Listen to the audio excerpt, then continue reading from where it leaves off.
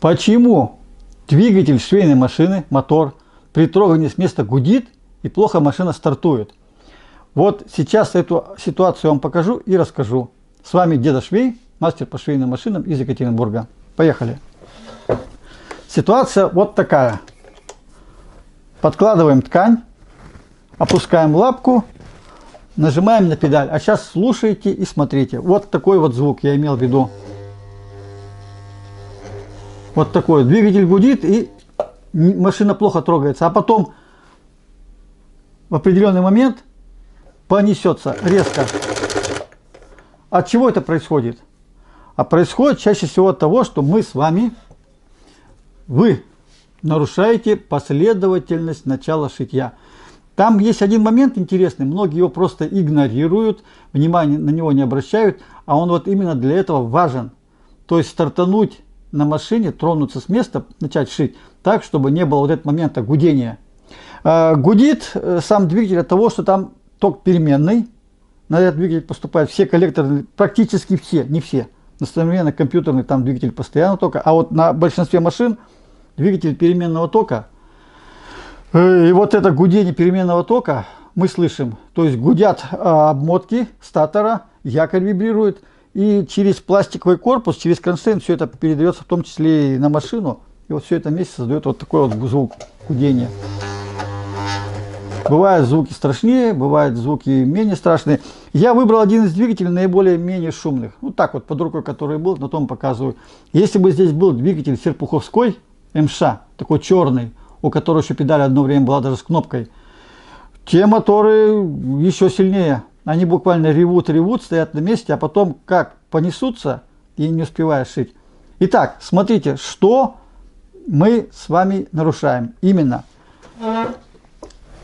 Если мы вот просто так вот взяли машину, подложили ткань, опустили лапку и пытаемся начать шить, мы уже с вами совершили ошибку. Причем ошибку значительную, существенную. Смотрите, в чем сейчас сложность. Сложность для мотора при старте в том, что у него обороты сейчас нулевые, а коллекторный двигатель на малых оборотах имеет мощность, стремящуюся к нулю, или наоборот, мощность у коллекторного двигателя с малых оборотов стремится увеличиться с набором оборотов. Так вот, когда оборотов мало, мощности практически нет, двигатель не может повернуть толком машину, ему надо помогать. А в этот момент, когда мы неправильно начали, а что мы сделали неправильно? Смотрите, мы сейчас имеем притягиватель нити верхней, находящийся в нижнем положении. Сейчас у нас лапка опущена, ниточка прижата лапкой, и теперь мотору приходится, вращая машину, вот эту вот ниточку протаскивать через сжатые тарелки натяжителя. И вот эта работа достаточно сложная. Вот двигатель гудит и тяжело стартует обычно вот до этого момента. Только он прошел вот эту вот мертвую точку, и потом ему уже легко. Потом все это идет легко. Вот поэтому везде, во всех руководствах по эксплуатации говорится, когда начинаете шить, отводите нитки в сторону, подкладываете ткань и опускаете иглу в ткань. Вот в тот момент, когда вы опустили иголку в ткань, обратите внимание, вот здесь на притягиватель.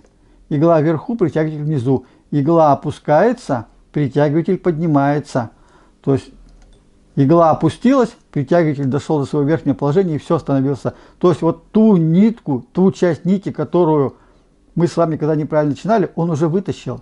Причем вытащил легко при ослабленном положении тарелок регулятора.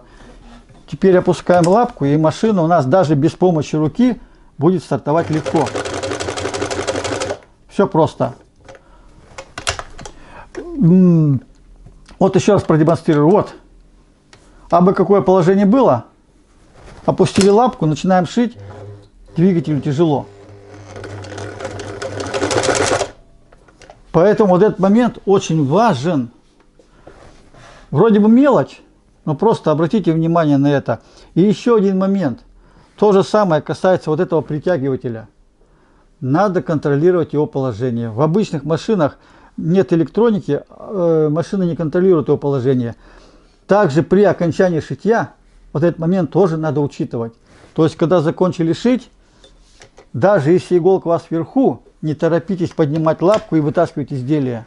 Вы поворотом маховика поднимите его в верхнее положение. У нас сейчас нитка из челночного комплекта верхняя выйдет, и после этого, подняв лапку, сможем изделие вытащить легко.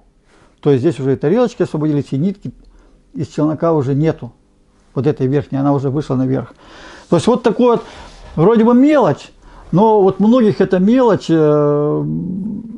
достает. Даже если, кстати, вот ниточка не очень прочная, а мы пытаемся резко стартануть, при таком положении притягивателя просто бывает нитка рвется. Раз, два, три нитку заправишь, а третий раз уже не у всех хватает на это нервов. Вот если вы это будете соблюдать, это простейшее элементарное правило, то как минимум на одну проблему со швейной машиной у вас станет меньше.